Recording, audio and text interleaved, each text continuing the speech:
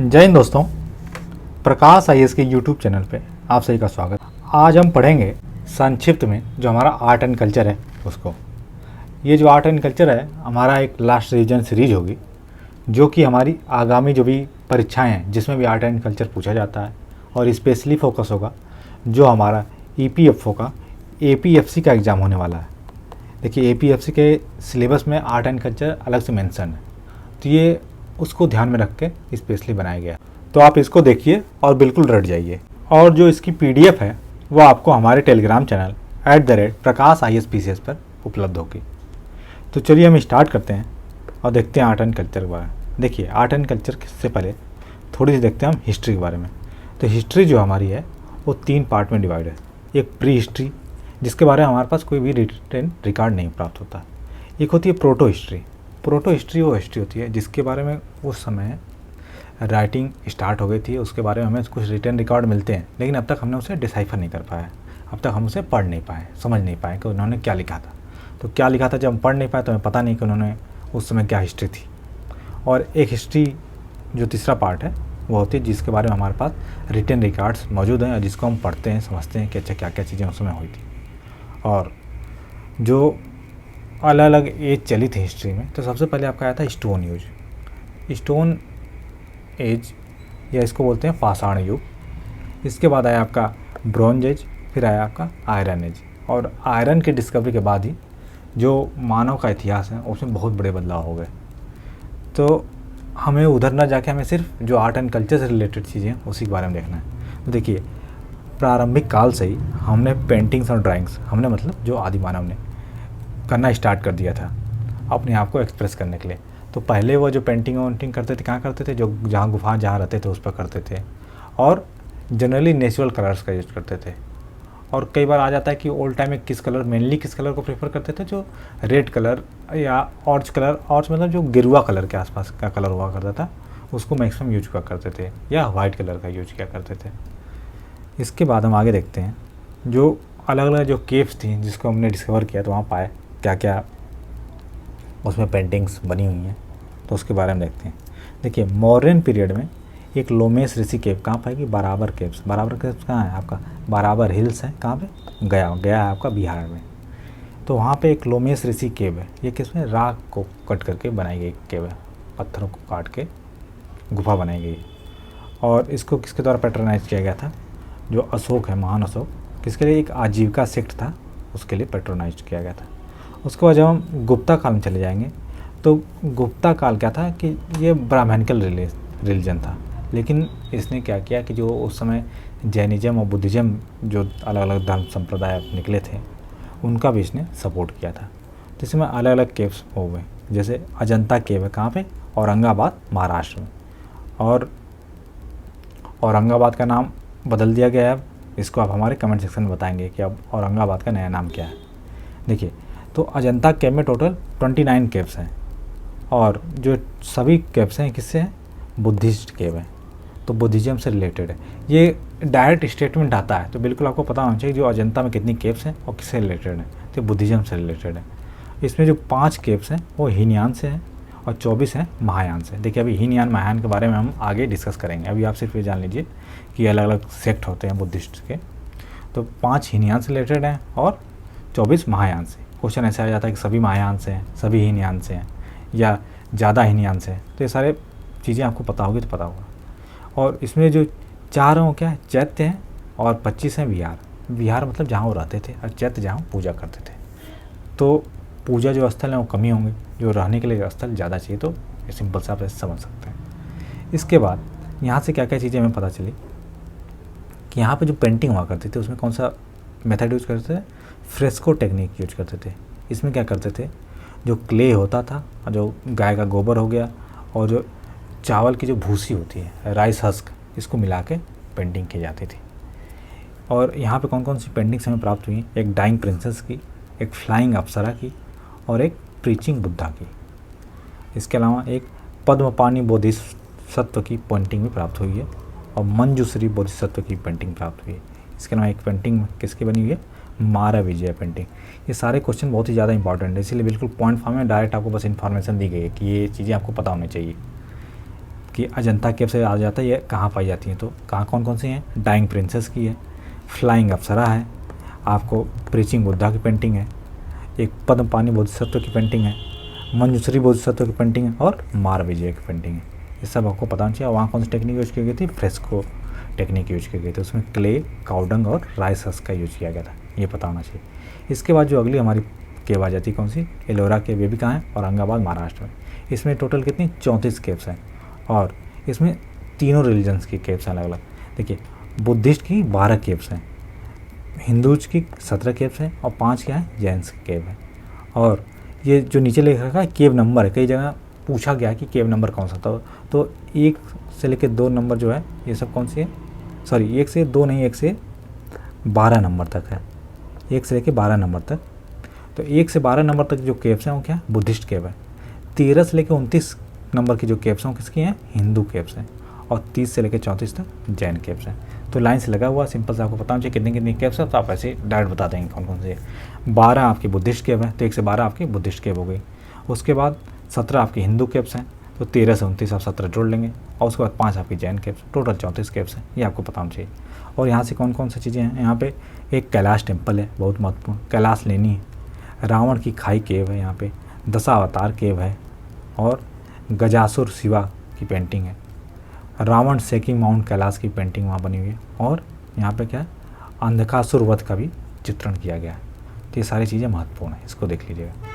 इसके बाद जो हमारी अगली केव है वो क्या है, एलिफेंटा केव। कहाँ पाई जाती है, मुंबई में पाई जाती है। वहाँ पे एक एलिफेंटा आइलैंड है, वहीं पे है मुंबई में। तो ये जो केव्स थी इसको पेट्रोनाइज किया गया था किसके द्वारा, राष्ट्रकूटों के द्वारा। और इसमें कौन से धर्म की हैं, एक हिंदुइज्म की है और बुद्धिज़्म की, यहाँ पे जैनिज्म का नहीं है। तो देखिए सबसे सिंपल सा क्वेश्चन पूछ देगा अगर आपसे डायरेक्ट ही पूछ दे, तो अजंता, एलोरा और एलिफेंटा में क्या सभी रिलीजन्स के लिए थी, नहीं। इसमें सिर्फ आपकी जो एलोरा जो केव्स थी वही हमारी जैनिज्म, बुद्धिज़्म और हिंदुइज्म तीनों की थी। जो हमारी अजंता केव्स थी वो किसकी थी, सिर्फ बुद्धिस्ट की थी। और जो हमारी एलिफेंटा केव है वो किसकी है, हिंदुइज्म की और बुद्धिज़्म की है। ये सारे फैक्ट बिल्कुल महत्वपूर्ण है। इसके बाद यहाँ से एक इमेज प्राप्त होती है किसकी, त्रिमूर्ति की इमेज है या माहेश मूर्ति की इमेज है। इसमें जो भगवान शिव हैं उनको 3 अवतार में, 3 रूप में दिखाया गया है। किस किस में, एक डिस्ट्रक्टर रुद्रा के अवतार में, एक प्रिजर्वर भगवान विष्णु के अवतार में, और एक क्रिएटर उमा के अवतार में। देखिए जो रुद्र का अवतार है ये पुरुष में है, और जो उमा का अवतार है ये स्त्री में। और यहीं पे अर्धनारीश्वर की जो कई सारे आपने देख रखा होगा कि आधा शिव आधा पार्वती, तो ऐसे जो अर्धनारीश्वर की भी जो आइडल यहीं से प्राप्त होती है, यहाँ पता चलती है। और यहाँ से एक नटराज की आइडल भी प्राप्त होती है। इसके अलावा यहाँ पे एक योगेश्वर जो लॉर्ड ऑफ योगा उस समय हुआ करते थे, उनकी भी मूर्ति है। तो ये सारे महत्वपूर्ण फैक्ट हैं। इसके बाद हम आ जाते हैं अपना अगला जो टेम्पल आर्किटेक्चर है उसके बारे में। जो भारत में आप देखे होंगे, अगर आप नॉर्थ से साउथ में जाएंगे तो जो मंदिर हैं, अगर आपने फ़ोटो में भी देखा होगा तो उसमें अलग अलग चेंज आता है। तो वही जो चेंज है उसमें अलग अलग उसको स्टाइल्स बोलते हैं। इंडिया में प्रायः 3 प्रकार के मंदिर पाए जाते हैं, जैसा उनका स्टाइल है। कौन कौन से, एक नागरा स्टाइल। नागरा स्टाइल कहाँ पाया जाता है, जनरली जो नॉर्थ इंडिया में पाया जाता है। और इसमें भी आपके 3 तरह के मंदिर पाए जाते हैं। और किस पे, जो मंदिर के सबसे ऊपर वाला जो पार्ट होता है, देखते हैं बिल्कुल जैसे ऊपर जहाँ पे ध्वज फहरता रहता है, उसके आधार पर मंदिर 3 तरह के पाए जाते हैं। कौन कौन से, रेखा प्रसाद या लैटिना, एक फमसाना और एक वल्लभी। तो आपको ये सिर्फ ये 3 पता होना चाहिए कि कौन कितने टाइप के होते हैं। अगर नागरा स्टाइल के अंदर ही पूछ जाए तो सबसे पहले देखिए नागरा स्टाइल कहाँ की है, उत्तर भारत की है। और अगर इसके अंदर पूछ जाए कि नागरा स्टाइल के कितने टाइप होते हैं, तो आपको बताना है 3। कौन कौन से, रेखा प्रसाद, फमसाना और वल्लभी। और किसके बेसिस पे, तो जो हमारे मंदिर का शिखर होता है, अब देखिए ऐसा होगा, ऐसा होगा, तो उसके उस पर डिपेंड करता है कि मंदिर का शिखर कैसा है। और इसके अंदर जो नागरा स्टाइल है उसके अंदर 3 तरह के स्कूल्स थे। 3 स्कूल्स मतलब कि जब अलग अलग राजा हुए तो वो अलग अलग राजाओं ने, जो भी वंश था, उन्होंने अलग अलग तरह के मंदिर बनवाए, तो उनको हम स्कूल्स बोल दिए कि ये अलग अलग स्कूल्स हो गए। सबसे पहला हमारा ओडिशा स्कूल। तो ओडिशा में जो मंदिर है वह इसके एग्जाम्पल हैं, जैसे कोणार्क का जो सन टेम्पल है, या लिंगराज टेम्पल, या जगन्नाथ टेम्पल जो पुरी का है, लिंगराज टेम्पल आपका भुवनेश्वर में, कोणार्क सन टेम्पल कोणार्क में है। कोणार्क सन टेम्पल को एक चीज़ और बोलते हैं, नोट कर लीजिएगा, ब्लैक पैगोडा बोलते हैं। तो कहीं अगर आ गया तो आप देख लीजिएगा। देखिए, तो उड़ीसा स्कूल में जो मंदिर है, लिंगराज टेम्पल उसका एग्जाम्पल है, कोणार्क टेम्पल है, और जगन्नाथ टेम्पल जो जगन्नाथपुरी वाला टेम्पल है। इसके बाद अगला जो टेम्पल का स्कूल है कौन सा है, खजुराहो या चंदेल स्कूल। ये जनरली कहाँ पाया जाता है, ये जो मध्य प्रदेश वाला जो रीजन है, मध्य प्रदेश में जो बुंदेलखंड वाला जो रीजन है वहाँ पे जनरली इस स्टाइल के टेम्पल पाए जाते हैं। और इसका जो सबसे प्रमुख मंदिर कौन सा है, कंदरिया महादेव मंदिर, बहुत ही ज़्यादा महत्वपूर्ण है ये, और इसको चंदेल वंश के जो शासक थे उन्होंने बनवाया था। इसके बाद नेक्स्ट हमारा सोलंकी स्कूल। सोलंकी स्कूल कहाँ जनरली पाया जाता है, जो गुजरात है वहाँ पे, और इसका मुख्य एग्जाम्पल क्या है, मोधेरा सन टेम्पल। अच्छा, जो आपको एक एग्जाम्पल बता रहा हूँ, अगर आपको नहीं समझ में आ रहा, थोड़ा भी डाउट हो रहा, तो आप लेक्चर पढ़ लीजिए। लेक्चर के बाद आप क्या करिएगा, नेट पे आप सर्च कर लीजिएगा, बस ऐसे मोधेरा सन टेम्पल देख लेंगे तो आपको दिख जाएगा, अच्छा ये ऐसे इस टाइप का बना हुआ है। बस आपको इमेजिन होना चाहिए कि अच्छा ठीक है, ये अलग है, ये अलग है, ये अलग है, बस। और जो नागरा स्टाइल था उसमें एक पंचायतन स्टाइल भी हुआ करती थी। नागरा स्टाइल का ही सब पार्ट था। कई बार क्वेश्चन पूछा है कि पंचायतन स्टाइल किससे रिलेटेड है, तो आपको बताना चाहिए नागरा स्टाइल से। पंचायतन में होता क्या था, सिंपल सी, एक मंदिर है, मंदिर में जो आपका मुख्य रूप से जो प्रमुख देवता हैं वो बीच में उनकी मंदिर होगी, और उनके किनारे जो छोटे छोटे देवी देवता हैं उनकी मंदिर होगी। देखिए, जैसे इसका प्रमुख जो एग्जाम्पल है, एक दशावतार टेम्पल है आपका ललितपुर यूपी में, और एक लक्ष्मण टेम्पल है खजुराहो मध्य प्रदेश में।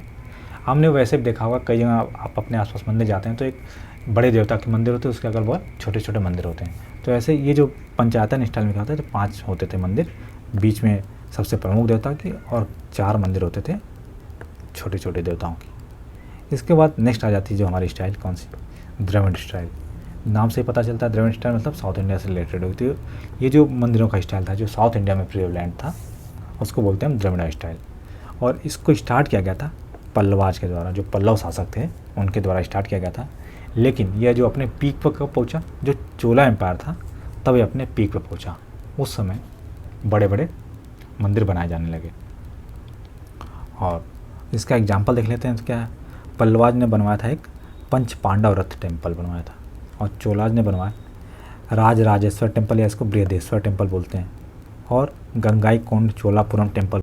तो ये मंदिर, प्रमुख मंदिर किन्होंने बनाया, चोला राज के जो शासक थे उन्होंने बनवाया था। इसके बाद नायक रूलर्स ने बनाया था आपका मीनाक्षी टेम्पल। अच्छा, इन मंदिरों की विशेषता क्या हो गई कि ये जो मंदिर थे, मंदिर के बाहर आपने देखा होगा साउथ इंडिया के जो भी मंदिर दिखाते हैं तो उसके बाहर एक बड़ा सा गेट टाइप दिखता है, और जो गेट है इसको बोलते थे गोपुरम। ये गोपुरम जैसे जैसे राजा बढ़ता चला गया वैसे वैसे इसकी हाइट बढ़ती चली गई। इन मंदिरों की विशेषता यह है कि मंदिर से बड़े गोपुरम होते थे। जो ये गोपुरम क्या होता था, प्रवेश द्वार होता था, और इस जो प्रवेश द्वार पे अलग अलग तरह के देवी देवता और ऐसे बने होते थे आपके, काफ़ी यहाँ कई सारी चित्रकारियाँ और वो बनी होती थी। और जैसे जैसे राजा बढ़ता हो जाता, जैसे जितना बड़ा राजा तो उसका उतना बड़ा गोपुरम। कई बार डायरेक्ट यही क्वेश्चन आ गया है कि जो गोपुरम है वो किससे रिलेटेड है, तो जो गोपुरम है वो आपका जो द्रविड़ स्टाइल जो टेम्पल्स आर्किटेक्चर का है उससे रिलेटेड है। ये आपको पता होना चाहिए था। देखिए, आप वैसे नेट पर सर्च कर लीजिएगा, आपको दिख जाएगा अच्छा सा, ठीक है। तो गोपुरम उससे रिलेटेड था। और इन मंदिरों में एक और विशेषता आ गई कि जब हम मंदिर में प्रवेश करते थे तो मंदिर के जहाँ गर्भगृह होता है, गर्भगृह का स्थान होता है किसी मंदिर में जहाँ पे भगवान की जो मूर्ति है वो स्थापित होती है, वो उसको बोलते हैं गर्भगृह। तो गर्भगृह के बाहर आपके यक्ष या गंगा की या देवियों की मूर्तियाँ लगने लगी, द्वारपाल के रूप में अलग अलग। ये भी चीज़ यहाँ पे चेंज आया था। सबसे प्रमुख चेंज था आपका जो गोपुरम बढ़ते चले गए।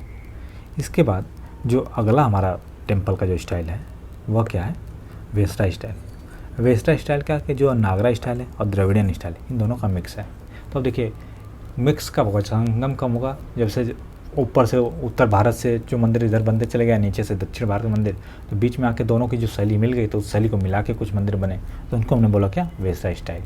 और ये जनरली कहाँ मिलता है आपका, उत्तर भारत और दक्षिण भारत, कर्नाटक के आसपास। तो यहीं कर्नाटक में मेनली पाए जाते हैं मंदिर। कौन कौन से मंदिर है महत्वपूर्ण, आपके पापनाथ मंदिर, लटखान टेम्पल है आईहोल में, बदामी टेम्पल है, या होयसलेश्वर टेम्पल है कर्नाटक में। तो ये सारे आपके महत्वपूर्ण मंदिर है किसके, वेस्टा स्टाइल के। आपको ये बेसिक चीज़ें पता होनी चाहिए कि क्या क्या है। इसके बाद हम आगे आ जाते हैं। अब देखते हैं हमने पहले देख लिया केव्स के बारे में, अब उसके बाद देख लिया टेम्पल आर्किटेक्चर। अब देखते हैं हम पेंटिंग्स के बारे में। पेंटिंग्स से काफ़ी ज़्यादा महत्वपूर्ण है। देखिए जनरली जो पेंटिंग होती है वो कितने टाइप की होती है, 2 टाइप की होती है। कौन कौन से? एक होती है मूरल पेंटिंग्स। मूरल पेंटिंग्स क्या होती हैं? काफ़ी बड़ी बड़ी पेंटिंग्स होती है, क्या जो दीवार पे बनाई जाती थी, या जो केव्स थी, जो गुफाएं थी, उनमें बनाई जाती थी बड़े बड़े जगह पे, ठीक है। और ये जनरली जो हिंदुज़म, बुद्धिज़्म, जैनिज़्म, इन सभी को बिलोंग करती थी, ठीक है। और एग्जांपल के लिए अभी आपको ऊपर पढ़ा है कि एलोरा केव्स में आपकी सबकी पे, चाहे बाघ केव है, अजंता की केव्स हैं, एलिफेंटा केव्स हैं, अलग अलग आप एग्जांपल आपके पास बहुत सारे हैं, आपको बता दिया गया है। इसके बाद अगली जो पेंटिंग का स्टाइल है वो क्या होता है? Miniature painting. मिनिएचर पेंटिंग क्या होती है? नाम से पता है, छोटा पेंटिंग होती है। छोटी पेंटिंग क्या? कपड़े बनाई जाएगी या शीशे पे या पेपर पे, ये सभी जो पेंटिंग्स थी इनको मिनिएचर पेंटिंग बोलते हैं। और इसमें एग्जांपल क्या है? पाल स्कूल पेंटिंग। ये पाल स्कूल की जो पेंटिंग्स होती है मेनली किससे रिलेटेड थी? बुद्धिज्म से रिलेटेड थी। और मुग़ल पेंटिंग्स। इसके बाद हम आगे देखते हैं जो कुछ महत्वपूर्ण पेंटिंग्स थी। कई बार क्वेश्चन डायरेक्ट आ जाता है कि ये जो पेंटिंग्स थी कहाँ कहाँ की थी, स्टेट का आपको मैच करना होता है, स्टेट आपको पता होना चाहिए। तो देखिए एलोरा पेंटिंग आपको बताए, एलोरा में आपको बताया कि जैनिज़्म, बुद्धिज़्म, हिंदुज़्म तीनों की है, और ये कहाँ पे है? महाराष्ट्र में। पाल स्कूल की पेंटिंग कहाँ है? बुद्धिज़्म पेंटिंग से रिलेटेड है। नेक्स्ट है आपका लेपाची पेंटिंग। लेपाची पेंटिंग जो थी विजयनगर एम्पायर की पेंटिंग थी, और जो विजयनगर साम्राज्य था सेकुलर था, तो वहाँ सेकुलर पेंटिंग बनाई जाती थी। ये बहुत ही महत्वपूर्ण है। कई बार पूछा गया है कि जो सेकुलर स्टाइल वाली पेंटिंग होती है तो लेपाची पेंटिंग, और किससे रिलेटेड? विजयनगर एम्पायर से, तो बिल्कुल आपको पता होना चाहिए। इसके बाद नेक्स्ट हमारी पेंटिंग है सीतन मसल पेंटिंग। ये पल्लवा रूलर के द्वारा बनाया गया, कहाँ पे? तंजौर, तमिलनाडु में। इसके बाद नेक्स्ट हमारा रागमाला पेंटिंग। रागमाला पेंटिंग राजस्थान की है। किशनगढ़ पेंटिंग भी आपके राजस्थान की है। बनी ठनी पेंटिंग। देखिए बनी ठनी पेंटिंग कई बार बोली जाता है, जो मोनालिसा की जो पेंटिंग है इसको बोलते हैं इंडियन मोनालिसा, और ये भी कहाँ की है? राजस्थान की। एक फाड़ पेंटिंग होती है, ये भी कहाँ की है? राजस्थान की। तो ये महत्वपूर्ण है, आपको पता होना चाहिए कि कौन कौन सी पेंटिंग किस किस राज्य से रिलेटेड है, आपको मैच करने के लिए आ सकता है ये। इसके बाद नेक्स्ट है हमारा ठंका पेंटिंग। ये ठंका पेंटिंग होती है बुद्धिज़्म से रिलेटेड, कहाँ पे? लद्दाख में। आपको वैसे पता है जो लद्दाख है जनरली बुद्धिज़्म से ही रिलेटेड है, तो आपको वहाँ पेंटिंग किसकी पाई जाएगी? बुद्धिज़्म से रिलेटेड। इसके बाद नेक्स्ट आपकी मधुबनी पेंटिंग, कई बार पूछी गई है। इसको मैथिली पेंटिंग बोलते हैं। बिहार का जो मिथिला रीजन है वहाँ पे पेंटिंग पाई जाती है मधुबनी पेंटिंग। काफ़ी भरी भरी पेंटिंग होती है। आप ये जो भी पेंटिंग्स है ना, अगर आपको नहीं देखा, आपने नहीं पढ़ा एक बार, तो इसको आप नेट से एक बार सर्च करिएगा, आप देखते चलिएगा, आपको सब दिमाग में आ जाएगा। इसके बाद नेक्स्ट पेंटिंग है मंजूसा पेंटिंग। मंजूसा पेंटिंग कहाँ से? भागलपुर, जो बिहार वाला एरिया है उससे रिलेटेड। मंजूसा पेंटिंग में जनरली किससे? जो स्नेक्स पेंटिंग होती है, सांपों की पेंटिंग होती थी, इसमें अलग अलग सांप देवता के रूप में बनाए जाते थे, तो ये होती है मंजूसा पेंटिंग। इसके बाद नेक्स्ट हमारी जो पेंटिंग हो क्या है? पटना कलाम पेंटिंग। नाम से पता है कहाँ पाई जाएगी? पटना में। अगली पेंटिंग है बाजार पेंटिंग, ये बंगाल की है। नेक्स्ट है आपकी पटुआ पेंटिंग। पटुआ पेंटिंग भी बंगाल की है। और एक काली घाट पेंटिंग कहाँ पे? कोलकाता, बंगाल की है। तो ऐसे 3 पेंटिंग है बंगाल की, भी आपको पता होना चाहिए। इसके बाद नेक्स्ट है पट्टचित्र पेंटिंग। पट्टचित्र पेंटिंग कहाँ है? कई बार एग्जाम पूछी गई, कई बार एग्जाम में आपकी कहाँ पे? उड़ीसा की। और अगली जो हमारी पेंटिंग है कलमकारी पेंटिंग। कलमकारी पेंटिंग कहाँ पाई जाती है? ये आंध्र प्रदेश में पाई जाती है। तो ये सारे आपको पता होना चाहिए कि कौन कौन कहाँ पे? आंध्र प्रदेश, तेलंगाना वाला जो रीजन है। इसके बाद आ जाइए हम अगला देखते हैं डांस के बारे में। तो देखिए जो डांस है, नाट्य जो होता है, नाट्य में तीनों चीज़ें आ जाती है, डांस, म्यूजिक और ड्रामा। तो जो ऋग्वेद है हमारा, आगे हम वेद के बारे में पढ़ेंगे, अभी बस आप ऊपर से देख लीजिए। जो ऋग्वेद है हमारा, ऋग्वेद में वर्ड्स लिए गए, यजुर्वेद से जेस्चर मतलब जो अभिनय है, सामवेद में गीत हैं, और अथर्ववेद में रस है या इमोशंस। इन सभी से थोड़ी थोड़ी चीज़ें लेके जो भरत मुनि थे, भरत मुनि ने क्या किया? एक नाट्य शास्त्र बनाया। नाट्य शास्त्र क्या बोलते हैं? 5th वेदा बोलते हैं। कई बार क्वेश्चन ये आता है डायरेक्ट कि 5th वेदा किसको कहते हैं। तो जो नाट्य शास्त्र है किसके द्वारा बनाया गया? भरत मुनि के द्वारा।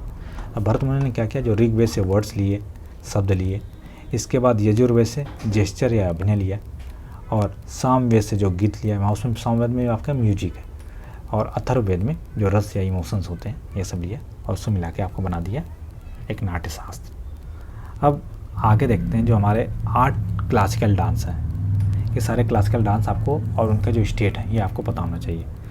इसको रिकॉग्नाइज कौन करता है? जो संगीत नाटक एकेडमी होती है मिनिस्ट्री ऑफ कल्चर के अंदर, वो इसको रिकॉग्नाइज करती है। और ये कौन कौन से डांस हैं देखिए, कथक है कहाँ का, उत्तर प्रदेश का। सतरिया डांस कहाँ का है, आसाम का। मणिपुरी है आपका मणिपुर का है सबसे ईजी। ओडिसी है ओडिशा का। और कुचिपुड़ी कहाँ का है, आंध्र प्रदेश का। भरतनाट्यम है तमिलनाडु का। और केरला के आपके दो हैं, कौन कौन से, मोहिनीअट्टम और कथकली, ये दोनों केरला के हैं। देखिए सिर्फ कथक आएगा तो आपका कहाँ का रहेगा, उत्तर प्रदेश का। और कथक के साथ जब कली लग जाएगी तो कथकली कहाँ का हो जाएगा, केरला का हो जाएगा। तो कथकली और जो मोहिनी, ये दोनों कहाँ का है आपका, केरला का। भरतनाट्यम तमिलनाडु का, ये बार और रिवाइज करवा दे रहे हैं। कुचिपुड़ी है हमारा आंध्र प्रदेश का। ओडिसी है उड़ीसा के, तो आपको पता ही होगा। मणिपुरी है मणिपुर का, ये तो ईजी है। सथरिया डांस कई बार क्वेश्चन पूछा गया कहाँ का है, आसाम से रिलेटेड। और कथक है उत्तर प्रदेश का। तो ये हमारे 8 क्लासिकल डांस है, बिल्कुल आपको पता होना चाहिए। इसके बाद आगे हम आ जाते हैं म्यूजिक के बारे में। डांस हमने देख लिया, अब म्यूजिक देखते हैं। तो जो इंडियन म्यूजिक है इसके बारे में सबसे, इसका जो ओरिजिन है कहाँ से प्राप्त होता है, जो सामवेद है उससे। और जो टुम्बरू थे, टुम्बरू पहले म्यूजिशियन से, यही क्वेश्चन आता है कि टुम्बरू कौन थे या पहले म्यूजिशियन कौन थे, टुम्बरू। और जो गंधर्व शास्त्र है उसको इंडियन म्यूजिक का साइंस बोलते हैं। जो गंधर्व शास्त्र है उसको इंडियन म्यूजिक का साइंस बोलते हैं। और जो नाट्य शास्त्र है, आपको बताया है कि नाट्य में आपका जो भरत मुनि द्वारा बनाया गया था वेद, ऊपर हमने देखा। और इसमें क्या है, म्यूजिक से रिलेटेड चैप्टर भी है। इसके बाद जो इंडियन म्यूजिक है उसमें 3 पिलर होते हैं। पहला होता है स्वर, स्वर जैसे सा रे गा मा पा धा, तो ये होता है स्वर। इन स्वर को मिला के राग बनाया जाता है। और तीसरा होता है ताल। तो स्वर, राग और ताल। पूछता है कि कितने पिलर्स होते हैं, 4 ऑप्शन दे दिया, इनमें से कौन सा पिलर नहीं। तो स्वर, राग और ताल के अलावा जो भी होगा वो इसका पिलर नहीं होता। इसके बाद हम देख लेते हैं जो 2 तरह का म्यूजिक होता है, एक हिंदुस्तानी म्यूजिक और एक क्लासिकल म्यूजिक, और या उसको कार्नाटिक म्यूजिक बोलते हैं। तो इसमें क्या क्या डिफरेंस है देखिए। जो हिंदुस्तानी म्यूजिक है वह क्या है कि अरब, पर्शियन, अफ़गानी इन्फ्लुएंस से प्रभावित है। ये जनरली जो उत्तर भारत में म्यूजिक है उसको हिंदुस्तानी म्यूजिक बोलते हैं। और जो दक्षिण भारत में जनरली क्या क्लासिकल म्यूजिक है। तो वहाँ की जो म्यूजिक रही है वह कई सारे प्रभावों से बची रही है, क्योंकि ये उत्तर भारत की जो म्यूजिक थी, कला थी, आर्किटेक्चर था, सारी चीज़ें, जो भी चीज़ें आप होती हैं। तो जब भी जैसे कई सारे आक्रमण हुए तो सभी जो भी आक्रमण स्टार्ट होते थे वो कहाँ से, नॉर्थ इंडिया से स्टार्ट होते थे। इधर से अफ़गानिस्तान साइड से, पाकिस्तान साइड जो है प्रेजेंट में, उधर से स्टार्ट होता था। तो जो भी रूलर्स आए, चाहे मुगल्स आए या उनके पहले कोई भी आए, तो उन सभी की म्यूजिक का, उन सभी का कला का, संगीत का, सभी चीज़ों का प्रभाव जो हमारी जो म्यूजिक कला जो भी रही है उस सभी पर पड़ा है। तो उसकी वजह से उसका जो प्रभाव हमें यहाँ दिखाई देता है। जबकि जो साउथ इंडिया वाला जो क्षेत्र था इन सब प्रभाव से अछूता रहा, तो वहाँ की जो भी म्यूजिक है वो बची रही। तो इसलिए वहाँ की जो म्यूजिक है उस पर कोई इन्फ्लुएंस नहीं है, वो इंडिजीनियस है वहीं की। और जो हिंदुस्तानी म्यूजिक है इसमें जो सिंगर होता है, गायक को फ्रीडम होती है कि गा सकता है। लेकिन जो कार्नेटिक म्यूजिक होता है वो बंधा होता है, सिंगर को अपने से कुछ ऐड नहीं कर सकता, जैसे म्यूजिक है उसको वैसे ही परफॉर्म करना होता है। और हिंदुस्तानी म्यूजिक में जो इंस्ट्रूमेंट होते हैं, वाद्य यंत्रों का अधिक प्रयोग होता है, जबकि कार्नेटिक म्यूजिक में वाद्य यंत्रों का प्रयोग कम होता है और जो शब्द होते हैं, जो वोकल होते हैं, उनका प्रयोग ज़्यादा होता है। हिंदुस्तानी म्यूजिक में इमोशनल होती है और जो कार्नेटिक म्यूजिक होती है ये इंटेलेक्चुअल होती है। अच्छा, हिंदुस्तानी म्यूजिक में घराना पाए जाते हैं, जैसे बनारस घराना, जयपुर घराना, जोधपुर घराना, ऐसे अलग अलग घराना पाए जाते हैं। लेकिन जो कार्नेटिक म्यूजिक है या क्लासिकल म्यूजिक है उसमें ऐसे कोई घराना नहीं पाए जाते हैं। हिंदुस्तानी म्यूजिक में आपके 6 राग होते हैं, जबकि कार्नेटिक म्यूजिक में कितने आपके 72 राग होते हैं। डिफरेंस आपको पता होना चाहिए। और जो महत्वपूर्ण वाद्य यंत्र हैं, जैसे हिंदुस्तानी में तबला हो गया, सितार हो गया, इन सब का प्रयोग किया जाता है, जबकि जो कार्नेटिक म्यूजिक है वहाँ पे वीणा या मृदंगम का प्रयोग किया जाता है। तो ये महत्वपूर्ण हमें डिफरेंस देख लीजिए जो भी हमारे हिंदुस्तानी और कार्नेटिक म्यूजिक के मध्य थे। इसके बाद हम आगे देखते हैं जो कैलेंडर्स हैं उसके बारे में थोड़ा सा व्यू देख लेते हैं। देखिए, एक तो जो कैलेंडर है जो हम अपनी डेली दिनचर्या में यूज कर रहे हैं वो क्या होता है, ग्रेगोरियन कैलेंडर होता है, इंग्लिश कैलेंडर होता है, तो उसको तो हम यूज करते हैं। लेकिन क्वेश्चन आ जाता है हमारा जो इंडियन कैलेंडर्स हैं उनके बारे में। तो 2 कैलेंडर है, हमें उनको देखना है। देखिए, पहला कैलेंडर है विक्रम संवत। विक्रम संवत कब से स्टार्ट हुआ था, 57 BC से। और ये कब स्टार्ट हुआ, जो उज्जैन के राजा विक्रमादित्य थे, जब उन्होंने शकों को हराया था उसके बाद से उन्होंने ये कैलेंडर स्टार्ट किया। तो अगर हमें इस कैलेंडर के हिसाब से आज की ईयर देखना होगा तो हमें 57 को 57 को ऐड करना पड़ेगा प्रेजेंट ईयर में। तो कितना हो जाएगा हमारा 2080 संवत हो जाएगा अगर हम इसको ऐड करेंगे तो प्रेजेंट टाइम में। विक्रम संवत के हिसाब से इसमें कितना चल रहा है 2080 संवत चल रहा। और ये जो कैलेंडर था ये लूनार कैलेंडर था, चंद्रमा पर आधारित कैलेंडर था।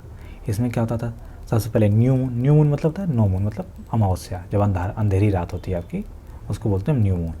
उसके बाद थोड़ा थोड़ा बढ़ेगा, जो चंद्रमा के बढ़ने की जो प्रोसेस होती है उसको क्या बोलते हैं वैक्सिंग।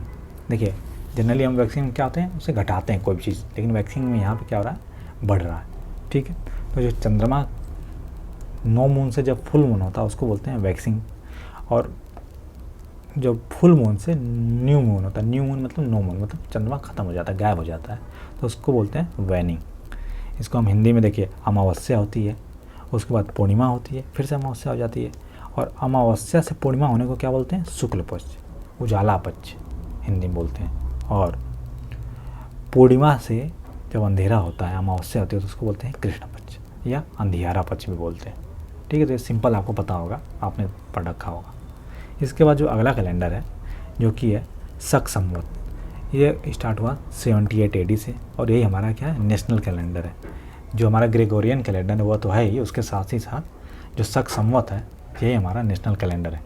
कई बार पूछा गया है कौन सा है, तो इसको जब हमें प्राप्त करना होगा कौन सा ईयर चल रहा है तो प्रेजेंट में, तो हमें 78 घटाना पड़ता है, 78 माइनस करना पड़ता है। 78 माइनस क्यों करना पड़ता है कि जैसे जब से ग्रेगोरियन कैलेंडर स्टार्ट हुआ उसके 78 साल बाद से स्टार्ट हुआ, तो जब ग्रेगोरियन कैलेंडर के 78 साल हो गए थे तब जाके हमारा पहला साल वहाँ स्टार्ट हुआ, तो हमें इसलिए घटाना पड़ेगा। तो उसके हिसाब से प्रेजेंट जो 2023 है किस ईयर में आ जाएगा 1945 संवत चल रहा है। और ये जो कैलेंडर इसको कब अडॉप्ट किया गया था, ये डेट भी कई बार पूछी गई है, 22 मार्च 1957 को अडॉप्ट किया गया था। ठीक है, और इसी के आधार पर जो ऑल इंडिया रेडियो है अपने न्यूज़ को ब्रॉडकास्ट करती है। और इसमें भी जो महीने होते हैं आपके 12 ही होते हैं।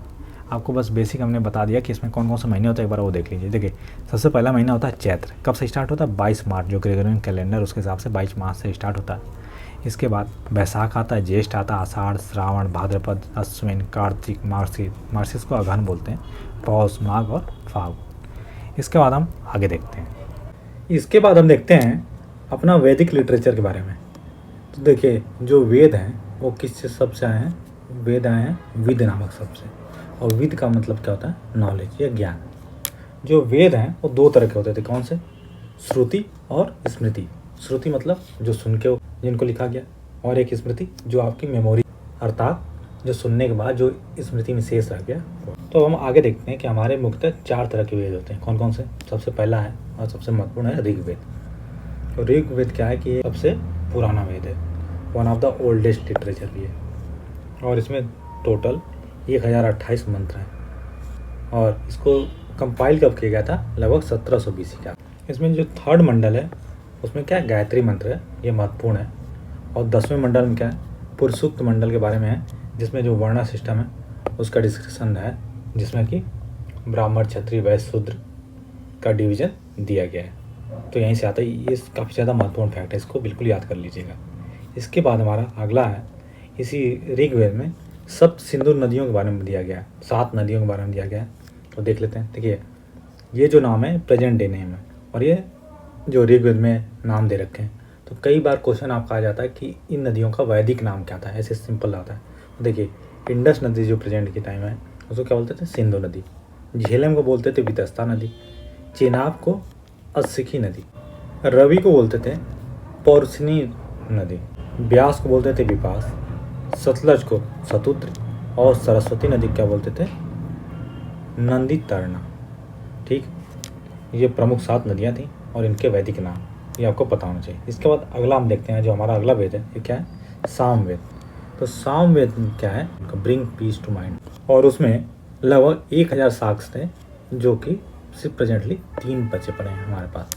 और इसमें क्या मेलोडीज हैं, राग हैं, और जो ध्रुपद राग है वो अभी सामवेद में दिया गया है। ध्रुपद काफ़ी ज़्यादा फेमस राग है, तो अभी सामवेद में दिया गया है।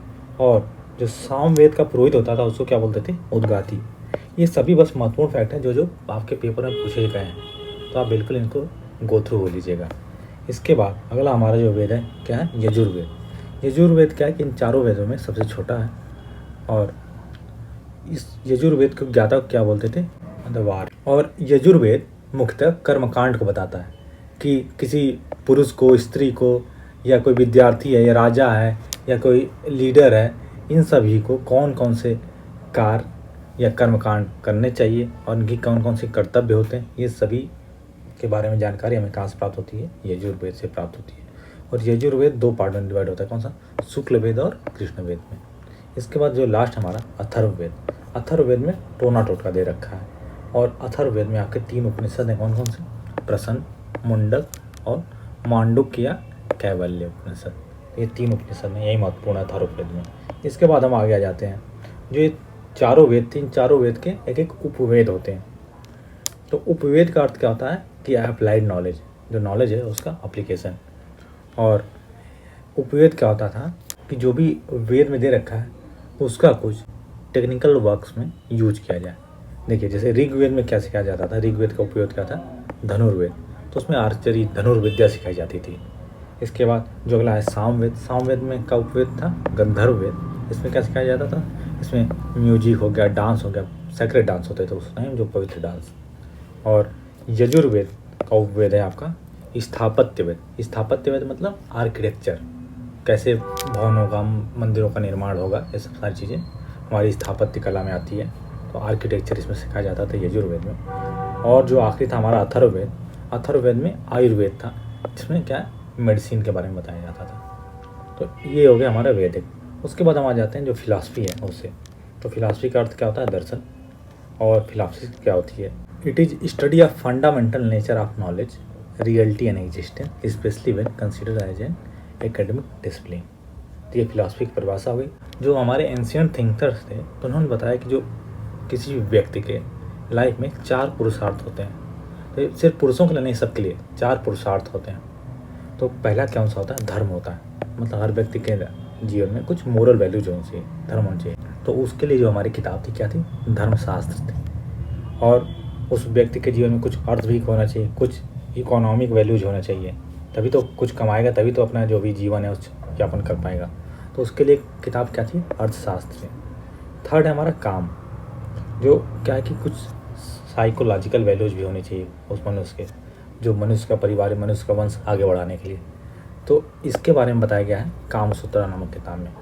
और जो चौथा आपका जो लाइफ का स्टेज है वो क्या होना चाहिए, मोक्ष, जिसमें स्पिरिचुअल वैल्यू होनी चाहिए, जिससे आप भगवान से जुड़ सकें, जिससे आप इस जो जीवन मरण का चक्र है इससे आप मुक्ति प्राप्त कर सकें और मोक्ष प्राप्त कर सकें। तो ये जो मोक्ष है, इस मोक्ष के लिए अलग अलग फिलॉसफीज आई। ये आस्तिक फिलॉसफीज भी आई, नास्तिक फिलॉसफी भी आई। मतलब कुछ ऐसे धर्म भी आए जो भगवान में बिलीव करके कहते थे कि अच्छा आपको मोक्ष की प्राप्ति होगी। आप कुछ ऐसी फिलॉसफी स्कूल थे जिन्होंने कहा कि भगवान में आपको करने की ज़रूरत नहीं है, आप नास्तिक रहते हुए भी मोक्ष की प्राप्ति कर सकते हैं। तो इन्हीं 6 फिलॉसफी के आस्तिक के अंदर 6 स्कूल्स हैं मेनली।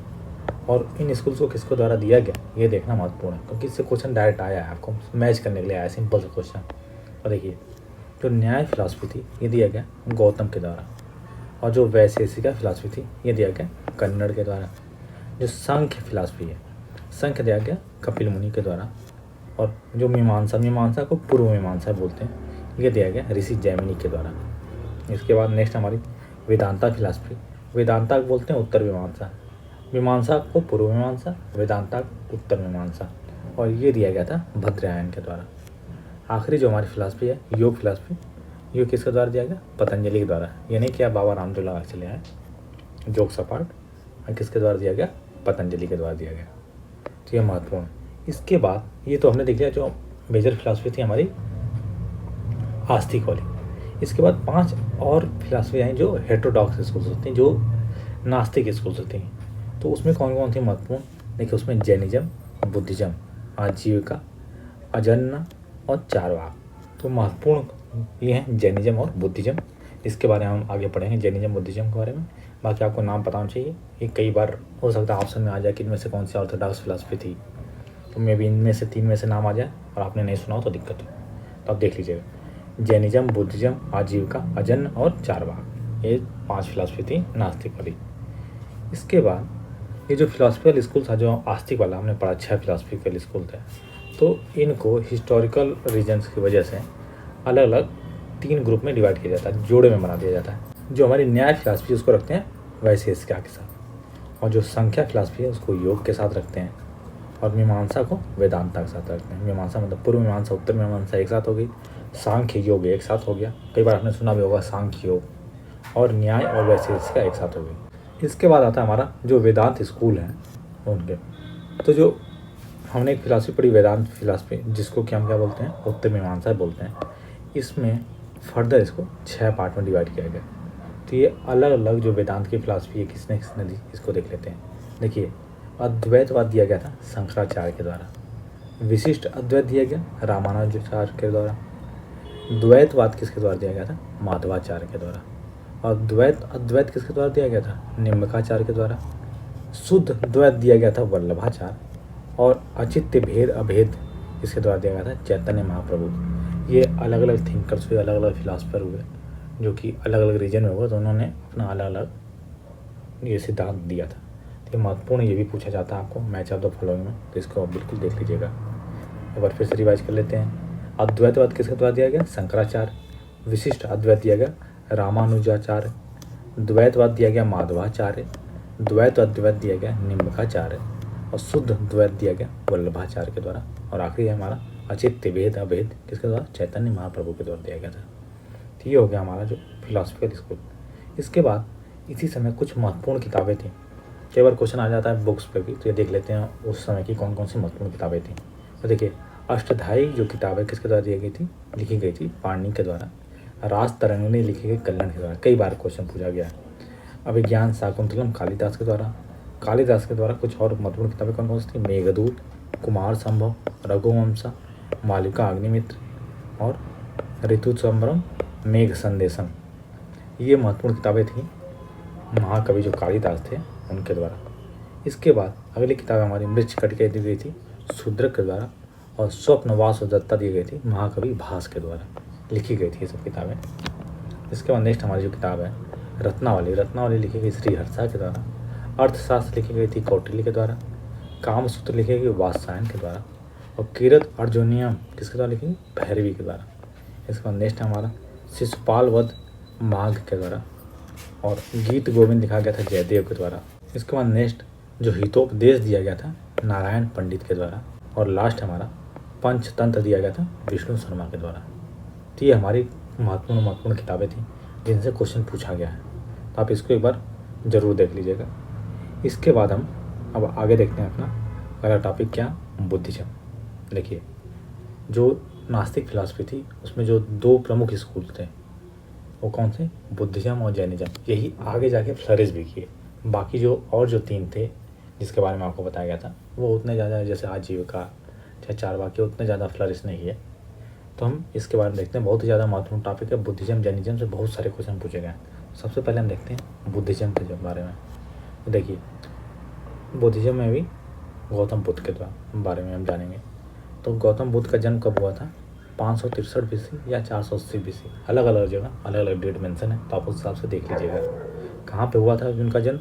लुम्बिनी जो कपिल वस्तु नामक स्थान है, कहाँ पे, नेपाल में प्रेजेंट टाइम पड़ता है। और उनकी मृत्यु हुई 483 BC या 400 BC में, 80 वर्ष की आयु में। और कहाँ हुई थी, कुशीनगर, कहाँ पे, उत्तर प्रदेश में पड़ता है। और ये क्षत्रिय क्लैन से बिलोंग करते थे। इनके बचपन का नाम सिद्धार्थ था। ये सारी बेसिक चीज़ें तो आपको पता ही हैं। इसके बाद इन्होंने जो अपना गृह है उसका त्याग किया था 29 वर्ष की आयु में। इसके बाद एक चीज़ और कई बार क्वेश्चन आता है कि जो बुद्धिज्म है ये क्या गॉड को या आत्मा को रिकॉग्नाइज करता है, तो ये गॉड या आत्मा को रिकॉग्नाइज नहीं करते हैं। ये स्टेटमेंट के फॉर्म में क्वेश्चन आता है, ये बिल्कुल आप बिल्कुल नोट कर लीजिएगा। इसके बाद इन्होंने, गौतम बुद्ध ने जो निर्वाण प्राप्त किया किसके वृक्ष के नीचे, पीपल वृक्ष के नीचे, कहाँ पर, जो बोध ज्ञान नामक स्थान है इसमें प्रेजेंट डे में बिहार में पड़ता है आपका, वहाँ पर इन्होंने ज्ञान की प्राप्ति करी और ये क्या हो गया, बुद्ध हो गए। बुद्ध का मतलब क्या होता है, इनलाइटेड वन, जिसको ज्ञान प्राप्त हो गया उसको बोलते हैं बुद्ध। इसके बाद आगे जो बुद्धा की जो लाइफ थी, जब वो अपना गृहत्याग किए और जब उनकी जो मृत्यु हुई उसको बोलते हैं महापरिनिर्वाण, आगे हम पढ़ेंगे अभी। तो अलग अलग इवेंट्स अलग अलग जगह पे हुए और उसके लिए एक अलग अलग सिम्बल्स हैं, उससे उनको रिप्रेजेंट किया जाता है। तो ये अब बहुत ही महत्वपूर्ण है, इसको आप देख लीजिए कौन कौन से। सबसे पहला है जो उनका जन्म हुआ था, कहाँ हुआ था, लुम्बिनी में हुआ था। उसको कौन सा स्थान बोलते थे, रोमेंडेल। ये जो पाली भाषा थी उसमें रोमेंडेल बोलते थे लुम्बिनी को। और इसको किससे रिप्रेजेंट किया जाता है, लोटस एंड बुल से या एलिफेंट से। ये सिंबल आपको महत्वपूर्ण याद रखिएगा सभी पांचों। इसके बाद जब उन्होंने गृह त्याग किया, द ग्रेट डिपार्चर उसको बोलते हैं, या क्या बोलते हैं, महाअभिनिष्क्रमण। ये कहाँ हुआ, कपिलवस्तु में। और इसको किससे रिप्रेजेंट करते हैं, हॉर्स से। उनके हॉर्स का नाम क्या था, चन्ना था। इसके बाद नेक्स्ट जब उन्हें ज्ञान की प्राप्ति हुई तो उसको हम बोलते हैं क्या, निर्वाण। तो ये कहाँ पे हुआ, उरुवेला में। उरुवेला मतलब जो बोध गया है, उरुवेला ये किस में लिखा हुआ है आपका, पाली में। और इसको रिप्रेजेंट किया जाता है जो बोधि वृक्ष है उससे। इसके बाद अगला उन्होंने जो सबसे पहला उपदेश दिया, फर्स्ट उपदेश कहाँ दिया, सारनाथ में दिया, उसको बोलते हैं धर्म चक्र परिवर्तन। और इस सारनाथ में दिया, सारनाथ कहाँ है, वाराणसी में है प्रेजेंट डे। और इसको रिप्रेजेंट किया जाता है व्हील से। और लास्ट में उनकी मृत्यु हो गई, उसको बोलते हैं महापरिनिर्वाण। और ये कहाँ हुआ, कुशीनगर में हुआ, ये यूपी में है।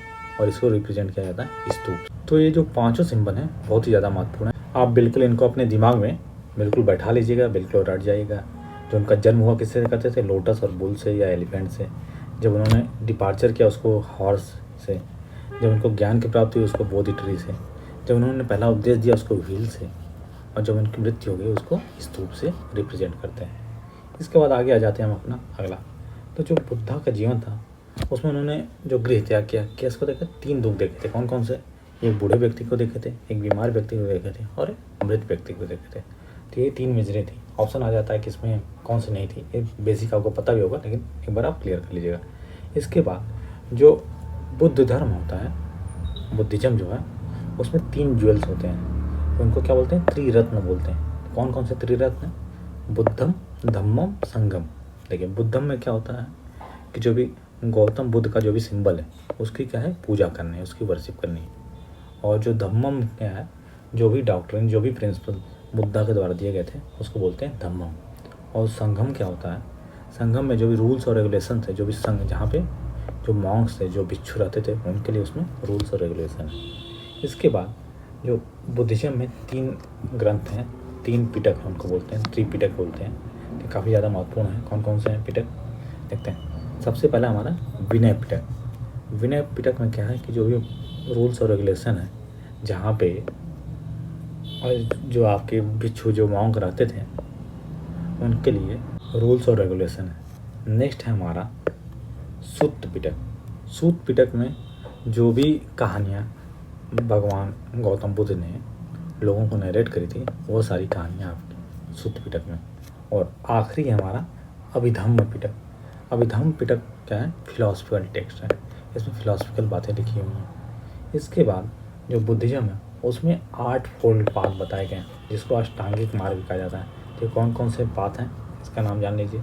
देखिए, राइट व्यू होना चाहिए, राइट स्पीच, राइट लाइवलीहुड होना चाहिए, right effort, right intention, right action, right mindfulness और राइट कंसंट्रेशन। यही अष्टांगिक मार्ग हैं जो बुद्धिज्म में बताए गए हैं। इसके बाद हम देख लेते हैं जो बुद्धिस्ट काउंसिल हुई थी, 4 महत्वपूर्ण बुद्धिस्ट काउंसिल हुई। तो ये सारी जो बुद्धिस्ट काउंसिल है उसके बारे में देखते हैं। देखिए, सबसे पहली जो बुद्धिस्ट काउंसिल हुई वह गौतम बुद्ध के मृत्यु के उपरांत हुई थी, जो कि फर्स्ट बुद्धिस्ट काउंसिल थी। कब, 486 BC में। कहाँ पे हुई थी, राजगिरी, जिसको राजगीर बोलते हैं, कहाँ पे है, बिहार में है। और इसमें से जो 3 बुद्धिस्ट काउंसिल हुई थी बिहार में हुई थी और एक आपकी हुई थी प्रेजेंट डे जम्मू कश्मीर में। और राजगीर में भी जो सप्तपानी गुफा थी वहाँ पर लिखी गई थी। उस समय वहाँ का राजा कौन था, अजातशत्रु था। और ये जो काउंसिल हुई थी इसकी अध्यक्षता किसने करी थी, महाकश्यप ने करी थी। और इस काउंसिल में क्या हुआ कि जो विनय पिटक है उसको लिखा गया था किसके द्वारा, उपाली के द्वारा। और जो सूत पिटक है उसको भी लिखा गया था इसमें किसके द्वारा, आनंद के द्वारा। इसके बाद नेक्स्ट है हमारा जो अगली बुद्धिस्ट काउंसिल है उसके 100 साल बाद हुई। कब, 386 BC में। कहाँ पे, वैशाली में हुई। और उसमें राजा कौन था, काल अशोक थे। और इसकी अध्यक्षता करी गई सब्बकामी के द्वारा। और इस जो द्वितीय बुद्धिस्ट काउंसिल हुई थी इसमें जो बुद्धिज्म था उसमें क्या है, थोड़ा फ्रिक्शन डेवलप होने लग गया। एक थे थेरवाद और दूसरे थे महासंघिका। इनके बारे में आगे हम देखते हैं। और जो अगली बुद्धिस्ट काउंसिल हुई वह हुई आपकी 250 BC में। कहाँ पे? पाटलिपुत्र या जो पटना है प्रेजेंट डे। और उसमें राजा थे अशोक। और अध्यक्षता इसकी करी किसने? मोगली पुत्र तिस ने। और इसमें क्या लिखा गया? जो अभिधम्म पिटक है उसको लिखा गया था। और आखिरी जो हमारी बुद्धिस्ट काउंसिल हुई कब हुई? 1st सेंचुरी AD में हुई थी। कहाँ पे? श्रीनगर में, जम्मू कश्मीर में ये हुई थी पहली, बिहार के बाहर काउंसिल। अब तक की जो तीनों काउंसिल हुई थी कहाँ पे? बिहार राज्य में हुई थी। और इसके जिस समय जो राजा थे कौन थे? कनिष्क थे। और इसकी अध्यक्षता करी गई वासुमित्र के द्वारा। और इसी बुद्धिस्ट काउंसिल में जो बुद्धिज्म था, जो बुद्ध धर्म था, 2 पार्ट में डिवाइड हो गया। किसमें? हीनयान और महायान के फॉर्म में डिवाइड हो गए। तो आगे हम देख लेते हैं जो होगा। तो जो फ्रिक्शन डेवलप हुआ था तो किसमें उसमें होते? थेरवाद थे और एक महासंघिका थे। तो जो थेरवाद थे वो कुछ ऐसे लोग थे जो कि ऑर्थोडॉक्स पीपल थे, जो चाहते थे कि जैसा भी बुद्धिज्म है उसमें कोई भी चेंज नहीं किया जाए। ये ओल्ड पीपल थे, ऑर्थोडॉक्स नेचर वाले। और जो महासंघिका थे वह क्या थे? लिबरल लोग थे, जो कि चाहते थे कि चेंज जरूरी समय के साथ साथ। तो उन्होंने कहा कि जो जो बोधिसत्व है, बोधिसत्व मतलब कुछ जो इनलाइटेड सोल्स हैं जो कि पृथ्वी पर ही रहेंगे ताकि लोगों का मार्गदर्शन कर सकें, उनको गाइड के रूप में किया। और जब डिवीजन हुआ तो 2 पार्ट में हो गया। कौन सा? हीनयान और महायान के फॉर्म में बुद्धिज्म डिवाइड हो गया। तो इन्होंने जो हीनयान वाले लोग थे उन्होंने बुद्ध को एज ए गाइड चुना, ठीक। और इन्होंने जो लैंग्वेज यूज करी, यह क्या थी? पाली लैंग्वेज यूज करी, जो आम बोलचाल की भाषा थी। वहीं जो महायान वाले थे उन्होंने बुद्ध को एज ए भगवान के रूप में चुना। और इन्होंने जो संस्कृत लैंग्वेज थी उसको चुनी। तो संस्कृत लैंग्वेज क्या थी? आम बोलचाल की भाषा नहीं थी। संस्कृत क्या थी? जो उच्च वर्ग के लोग थे उनकी बोलचाल की भाषा हुआ करती थी। और इन्होंने ही बुद्ध की भगवान के रूप में पूजा करनी स्टार्ट कर दी। किसने? महायान ने। ये महत्वपूर्ण है, ये सारे महत्वपूर्ण फैक्ट है, बिल्कुल इसको देख लीजिएगा। इसके बाद हम आगे आ जाते हैं। अपना अगला टॉपिक क्या है? जैनिज्म। तो चलिए स्टार्ट करते हैं हम जैनिज्म के बारे में। जैनिज्म काफ़ी ज़्यादा महत्वपूर्ण है, कई सारे क्वेश्चन पूछे गए हैं। देखिए, सबसे पहले हम देखेंगे जो महावीर स्वामी हैं उनके बारे में। तो महावीर स्वामी क्या कहा जाता था? जिन भी कहा जाता था, मतलब जिन्होंने अपनी इंद्रियों पर विजय प्राप्त कर ली हो, इसलिए इनको जितेंद्र भी बोलते हैं, जिन्होंने अपने इंद्रियों पर विजय प्राप्त किया। और इनका जो जन्म हुआ कब हुआ? 540 BC में हुआ। कहाँ पे? कुंडलग्राम वैशाली। कहाँ पे? बिहार में। और इनकी मृत्यु 468 BC में। कहाँ? पावापुरी में, राजगीर में, बिहार में। इसके बाद इनके पिता का नाम था सिद्धार्थ और इनकी माता का नाम था त्रिशाला था। ये किस ट्राइब से बिलोंग करते थे? ये लिच्छवी ट्राइब से बिलोंग करते थे। और इनका जो क्लैन था वो क्या था? जंत्रिका था। क्लैन जनरली नहीं पूछा जाता, लेकिन जो ट्राइब है इनकी कई बार पूछी गई है, तो आप इसको बिल्कुल याद रखिएगा। और इन्होंने जो पहला उपदेश दिया था, जैसे भगवान गौतम बुद्ध ने दिया आपका सारनाथ में, तो उसी तरह भगवान महावीर ने कभी कहाँ दिया पहला जो उपदेश? पावा में दिया था। और इसमें जो हाईएस्ट नॉलेज जो जैनिज्म में प्राप्त कर लेते हैं उसको क्या बोलते हैं? कैवल्य या केवल बोलते हैं। ये भी महत्वपूर्ण है। इसके बाद कुछ महत्वपूर्ण तीर्थंकर हुए। तो देखिए, टोटल 24 तीर्थंकर हुए। और उन 24 तीर्थंकर को अलग अलग सिंबल से रिप्रेजेंट किया जाता है। कुछ महत्वपूर्ण जो तीर्थंकर हैं और उनके सिंबल हैं, हम उनको आपको यहाँ बता दे रहे हैं। इसके अलावा हमने एक वीडियो बना रखा है इंपॉर्टेंट लिस्टिंग की, जो सीरीज है, प्लेलिस्ट बना रखी है। उस प्लेलिस्ट में आप जाके देखेंगे तो कई सारी महत्वपूर्ण है, जो महत्वपूर्ण किताबें कौन कौन सी हैं, ट्रेवलर्स कौन कौन थे। और एक ये भी है कि जो 24 तीर्थंकर थे उन 24 को किस किस सिंबल से रिप्रेजेंट किया जाता है। तो डिटेल में आपको देखना है तो आप उस वीडियो से देख सकते हैं। और नहीं तो देखिए, पहले जो थे कौन थे? ऋषभनाथ। इनको किससे रिप्रेजेंट किया जाता है? बुल से, बैल से रिप्रेजेंट किया जाता है। 22वें तीर्थंकर कौन थे? नेमिनाथ थे। और इनको कौंडसेलिया जो शंख है उससे रिप्रेजेंट किया जाता है। 23वें थे पार्श्वनाथ, इनको सर्प से रिप्रेजेंट किया जाता है। और 24वें थे महावीर स्वामी, इनको लायन या शेर से रिप्रेजेंट किया जाता है। तो ये आप 24 नहीं पता हो तो कम से कम ये आपको पता होना चाहिए, जो ये 4-5 है आपके बहुत ही ज़्यादा महत्वपूर्ण है। इसके बाद जो जैना टीचिंग्स हैं उनको देख लेते हैं। तो इनको बोलते हैं क्या? त्रिरत्न बोलते हैं। कौन कौन सी हैं? राइट नॉलेज, राइट फेथ और राइट कंडक्ट। कई बार क्वेश्चन आया कि इनमें से कौन सा नहीं है। तो देखिए, एक सिर्फ बताने के लिए आपको याद करने की ट्रिक बता रहे हैं। इसको याद करने की क्या ट्रिक है? KFC। इसको आप गलत मत लीजिएगा, सिर्फ KFC। तो राइट नॉलेज, राइट फेथ और राइट कंडक्ट। ये महत्वपूर्ण है, ये आपको पता होना चाहिए। इसके बाद नेक्स्ट है जो जैनिज्म था, इसमें 5 महाव्रतों को बताया गया था। कौन कौन सा? पहला है अहिंसा, मतलब हिंसा नहीं करनी है।